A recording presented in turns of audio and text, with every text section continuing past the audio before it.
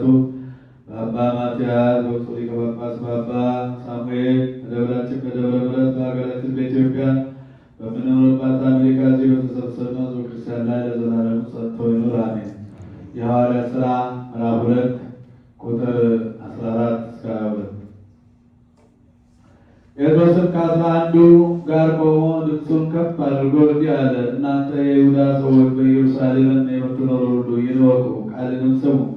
ሰክረዋል የምትሉ እናንተ እንደምትጠረጥሯቸው አይደለም፣ ጊዜው ማለዳ ነውና ሰዓቱም 3 ሰዓት ነው። ነገር ግን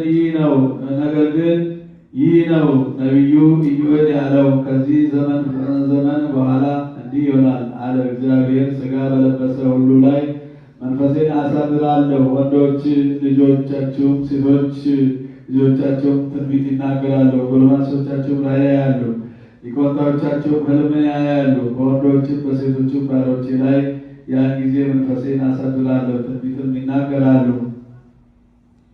በላይ በሰማይ ምልክት አሳያለሁ፣ በታች በምድርም ድንቅ ነገር አድርጋለሁ። ደም፣ እሳት፣ ጢስ፣ ፀሐይም ይጨልማል፣ ጨረቃም ደም ይሆናል። ታላቂቱና የምታስፈራይቱ የእግዚአብሔር ቀን ሳትደርስ የእግዚአብሔርን ስም የጠራ ሁሉ ይድናል። የእስራኤል ሰዎች ይህን ነገር ስሙ። እንዳያችሁት በመካከላችሁ እግዚአብሔር በእጁ ባደረገው በካህሊነቱ በተአምራቱ በድንቅ ስራው እግዚአብሔር የገለጠላችሁ ሰው የናዝሬቱ ኢየሱስ ይህ ነው። የእግዚአብሔር ቃል ፈጽሞ መላ ከፍ ከፍ አለ። በቅድስት ቤተክርስቲያን በዝቶ ተጨመረ። ምስጋና ገንዘቡ በሚሆን በጌታችን በኢየሱስ ክርስቶስ ያመኑት በእርሱ ለዘላለሙ አሜን።